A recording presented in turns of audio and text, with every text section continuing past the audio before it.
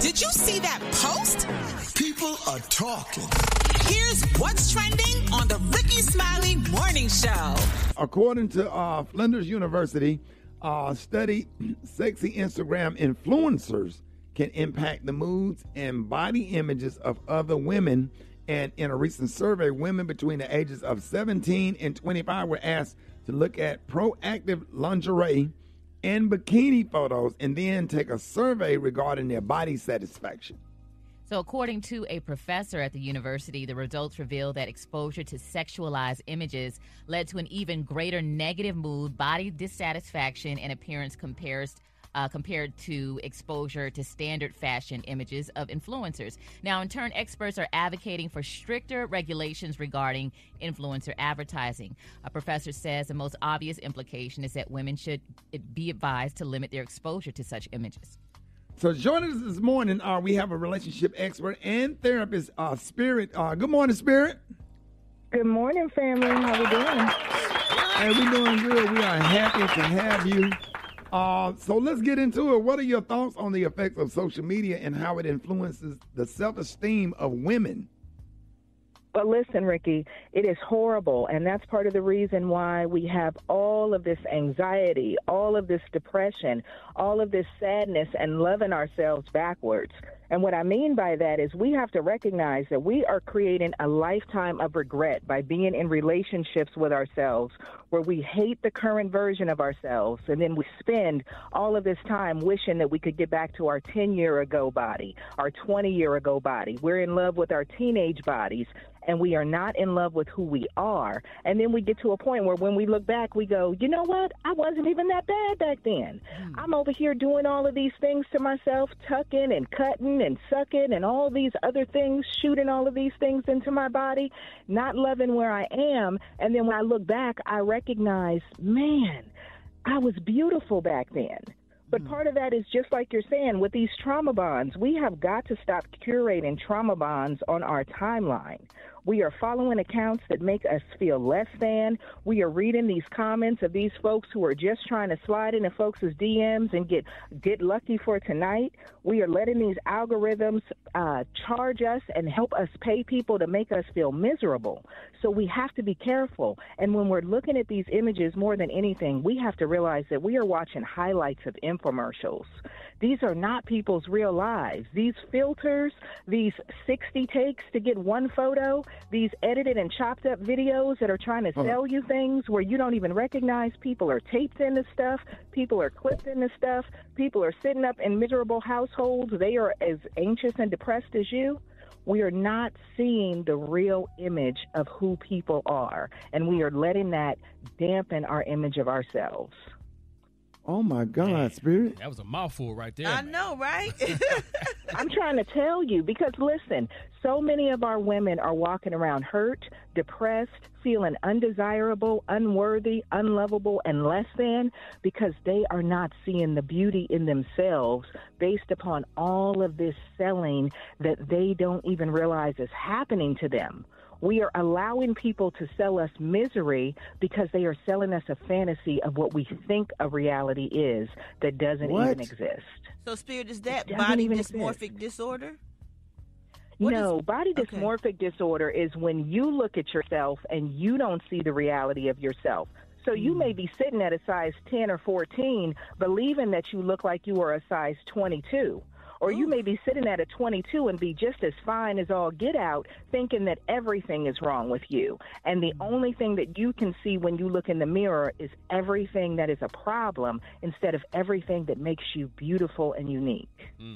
So how would you say that women can shift their mindset? Because there is a balance between wanting to sincerely improve yourself in terms of your health and, aesthetically, you may get the benefits of that.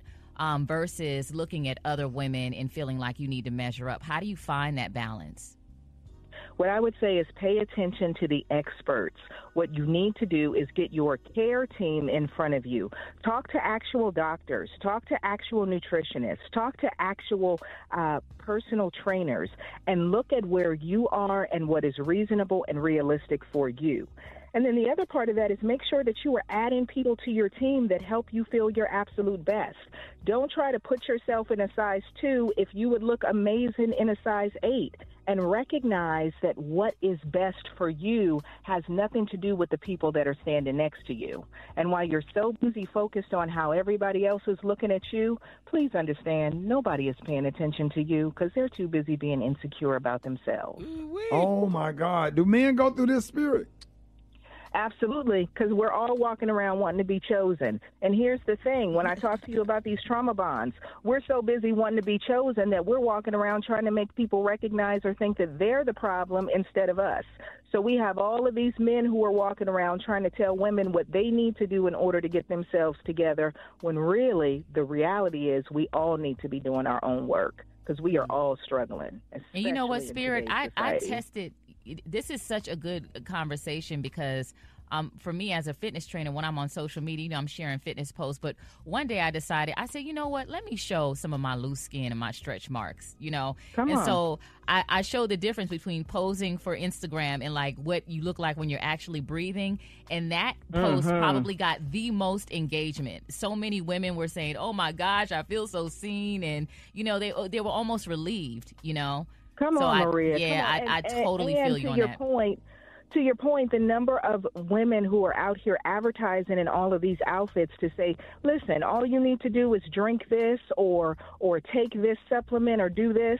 And what they're not telling you, because I'm seeing them in the office as my clients, they're not telling you about the surgery that they had. They're not telling you about what they have on underneath that has them tucked and sucked and pulled so tight they can't breathe. They're not telling you how miserable they are and that they're not eating and that their blood pressure is through the roof and that their nutritional deficiencies are through the roof and that their mental health is a mess because of all of the things that they're doing.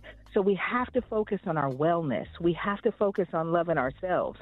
And if you're not doing your work, if you're not in that therapy, you need to make it happen. So, Spirit, social media has really got, and I guess apparently so, because people are so obsessed with pictures, right? Mm-hmm.